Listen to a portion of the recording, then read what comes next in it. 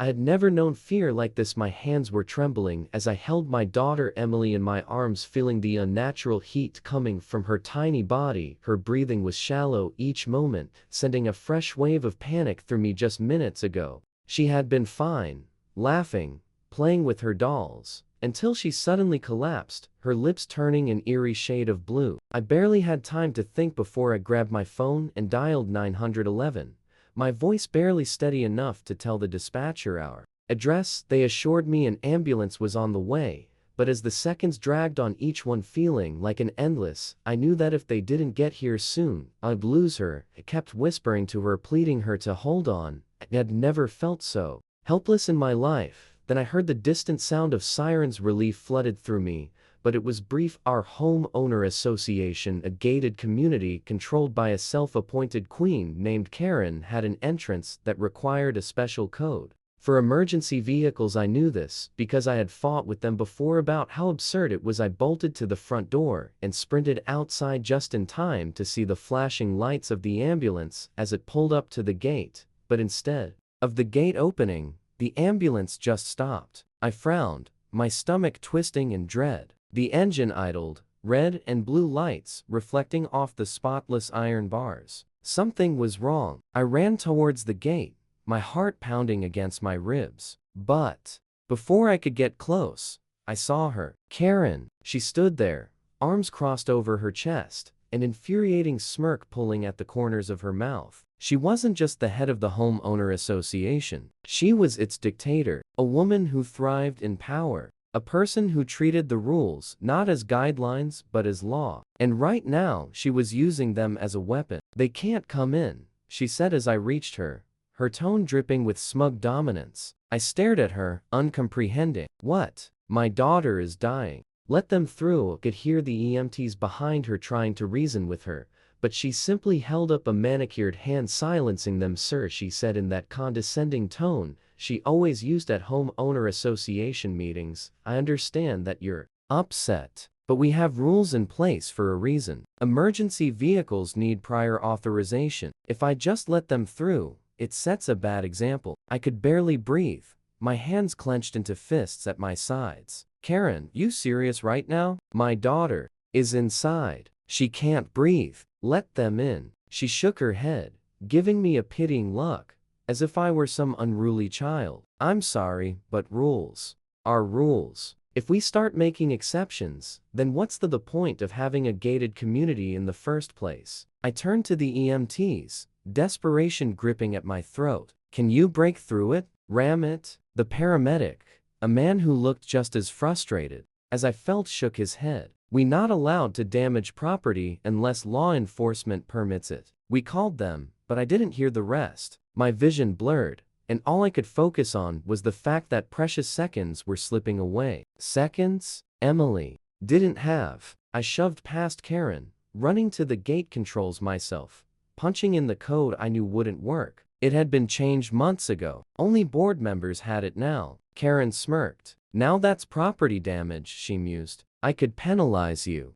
for that, you know. I turned on her, rage bubbling up so fiercely I could barely see straight. I don't give a damn about your fines. Open the damn gate, Karen. My daughter is going to die, she sighed, tapping her chin, pretending to consider it. Well, she said, dragging out the word. If you had followed proper homeowner association procedure, maybe we wouldn't be in this situation. The paramedics were calling dispatch again, requesting an override, but it was taking too long. Too damn long, I thought of Emily, her tiny body on the couch, her fragile chest struggling to rise and fall. Every moment wasted.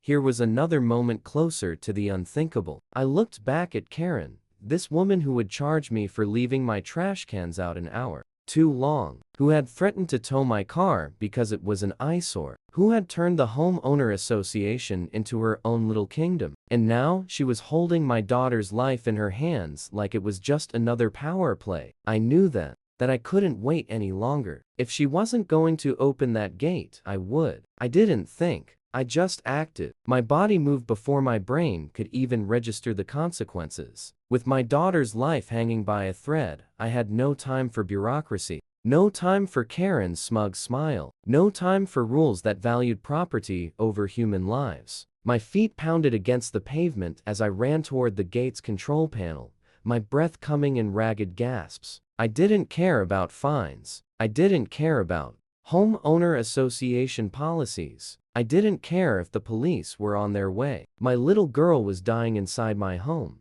and this woman, this power-obsessed, self-righteous monster, was treating it like a minor inconvenience. "Sir, step away from the gate," one of the paramedics called, his voice tight with warning. I ignored him. I ripped the cover off the control panel, wires spilling out in a chaotic tangle. I wasn't an electrician, but I knew enough to recognize the locking mechanism. My hands shook as I reached for the wires, my mind racing. I could try to override it, force it open manually. Vandalizing a homeowner association property is a serious offense. Karen sang from behind me, her voice sickeningly sweet. I turned on her so fast she actually took a step back. "If you don't open this gate right now, Karen, I swear to God." She smirked, arms crossing over her chest again, her stance screaming victory. "Or what? You'll break it? Go ahead. I'll have the police on you so fast your head will spin." Something inside me snapped. This wasn't just about a gate. It wasn't about some ridiculous rule that had no place in a life or death situation. It was about power. Karen got off on authority, on enforcing rules for the sake of it. She wasn't stopping that ambulance because she believed in the homeowner association's policies. She was doing it because she could, but so could I. I turned back to the wires, my fingers trembling as I yanked at them. Sparks shot out the air, scent of burning insulation filling the air. "The ambulance, sir," blared behind me, their urgency matching the pounding in my chest. A second later, I heard the metal creak. The gate didn't fully open, but it lurched just enough for a person to slip through. Not enough for the ambulance. I spun back to Karen, fury boiling over. "Open it! Open it now." She rolled her eyes like I was a child throwing a tantrum. "I already told you." I didn't let her finish. I grabbed the walkie-talkie, hanging from her belt, yanking it free before she could react. I mashed the button and spoke directly into it, my voice raw, desperate. "This is an emergency. Open the gate now." A moment of static, then a hesitant voice echoed back. We need board authorization." Karen smirked. I saw red. I turned back to the paramedics. "You," I said, pointing to the biggest one. "You said you can't ram it without law enforcement permission." He nodded hesitantly. "Well, consider it authorized," I snarled. Karen gasped, hand flying to her chest. "You can't do that. That's against the law." I turned on her, voice dangerously low. "You're stopping an ambulance from saving a child's life. That's criminal." She opened her mouth to argue, but before she could, the ambulance revved its engine. The driver didn't even hesitate. With a deafening crunch, the vehicle lunged forward, slamming into the metal gate. The iron groaned. The hinges screamed in protest. The first hit didn't do much. The second forced it open another few inches. On the third, sprinting back toward my house, the paramedics close behind, I threw open the door, my heart hammering against my ribs as I saw my little girl still lying on the couch, her face even paler than before. "Emily." I fell to my knees beside her, as the EMTs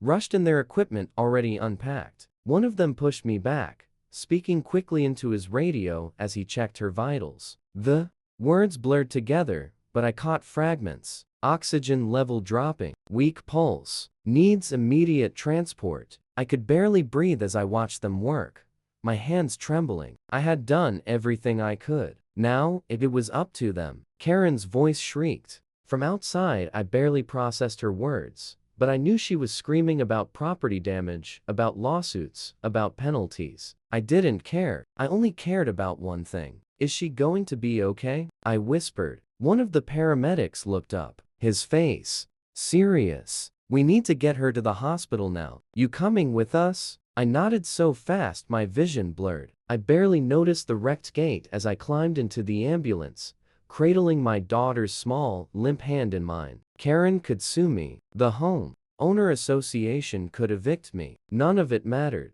All that mattered was Emily. The ambulance tore through the streets, sirens wailing, tires screeching against the asphalt. As we raced toward the hospital, I sat in the back, gripping Emily's tiny hand, my knuckles white from how tightly I held on. One of the paramedics was working frantically, checking her vitals, adjusting her oxygen mask, murmuring to his partner in clipped, urgent phrases. BPS dropping. Shock, not responding. We need to move. Faster. Every word sliced through me like a knife. I wanted to scream, to shake them, to demand they do more. Move faster. Save her now. But I knew that wouldn't help my little girl. My baby was slipping away right in front of me, and I could do nothing but hope that we got there in time. I leaned in close, whispering in her ear, "Hold on, sweetheart. Daddy's here. You're going to be okay." She didn't respond. My breath hitched, my chest tightening like a grip. I fought against the terror clawing at my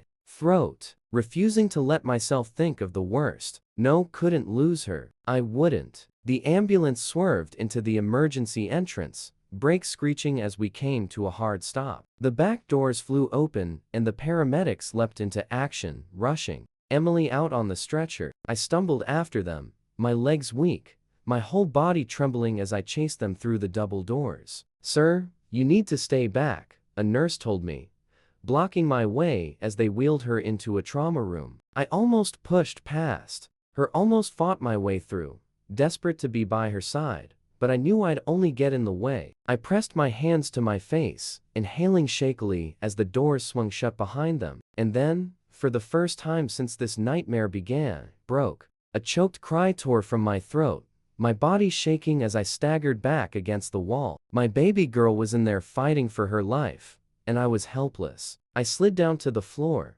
my head in my hands, my heart hammering so violently I thought it might burst. I don't know how much time passed before I heard footsteps approaching. I looked up, expecting a doctor praying for news, but instead, I saw 2 uniformed police officers, and standing behind them, her arms crossed, her expression a mixture of victory and outrage, was Karen. I had never hated anyone more in my life. The officers stopped in front of me, their faces unreadable. "Sir," one of them said, his voice firm but not unkind, "we need to talk." I pushed myself up from the floor, my body still trembling, exhaustion and rage battling inside me. "My daughter is in there, fighting for her life because of her." I jabbed a finger in Karen's direction, a voice shaking with anger. "She blocked the ambulance. She almost killed my child." Karen scoffed. "Oh, please, you're being dramatic." The officer turned to her, his expression hardening. "Ma'am,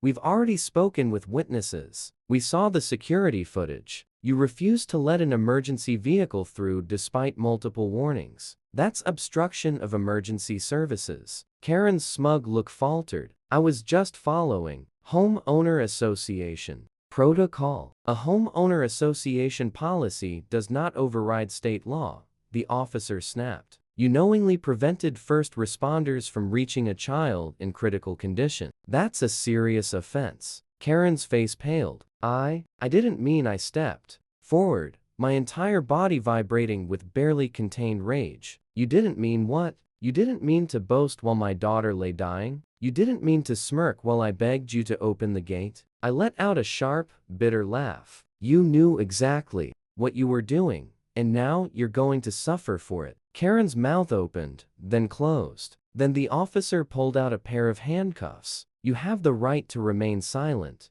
he began, as he grabbed her wrist. Karen let out an indignant shriek. "You can't do this. I'm on the homeowner association board. I have authority." The officer ignored her. For the first time since this nightmare started, I felt something close to satisfaction. It wasn't enough. It would never be enough. Nothing would erase what she had done, but at least she wouldn't be able to harm anyone else. I turned away as they escorted her out, my focus shifting back to the only thing that mattered, Emily. I waited outside her room for what felt like an eternity, pacing the floor, my mind racing through every worst-case scenario. Then finally, the door opened. A doctor stepped out, his face calm but serious. "She's stable," he said. My knees nearly collapsed. "She had a severe allergic reaction. Her airway was closing, which is why she was struggling to breathe. The paramedics got her here just in time. A few more minutes,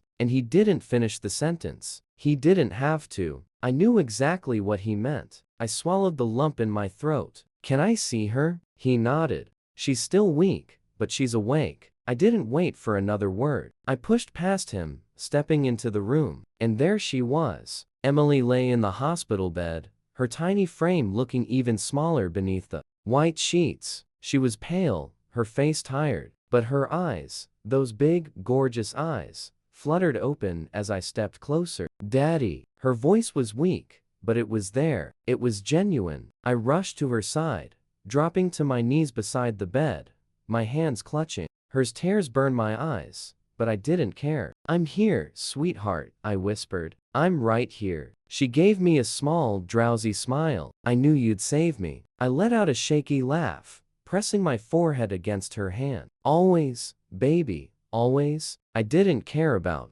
the homeowner association. I didn't care about Karen. All I cared about was that my little girl was breathing, and that was all that counted.